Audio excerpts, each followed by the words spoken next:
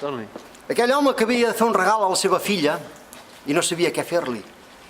I a la seva filla li feia molta il·lusió anar a fer un vol amb avioneta, com aquesta. I sí, l'home agafa i se'n va a demanar preus.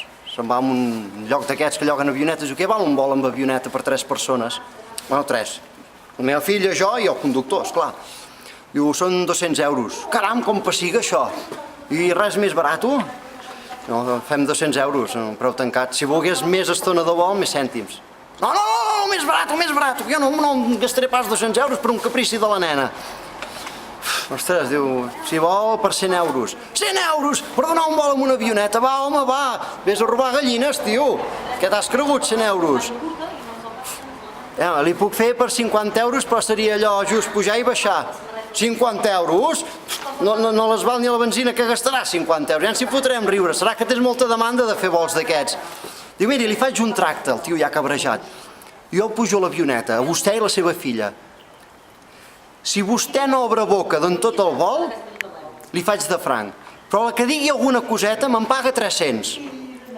L'home diu, ja està fet. Sí, cap de 2 o 3 dies van cap allà amb la filla, pugen a l'avioneta, el conductor, la filla i l'home. El conductor, la filla i l'home.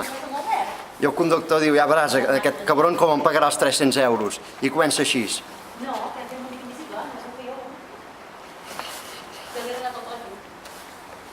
I l'home ningú, callat aquell home, blanc, marejat, però ell callat.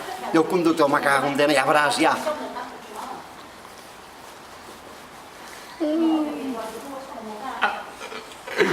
Total, que quan ja portava mitja hora fotent piruetes, tots marejats, a terra, i el conductor diu, cabron, no ha dit ni mu, ni mu.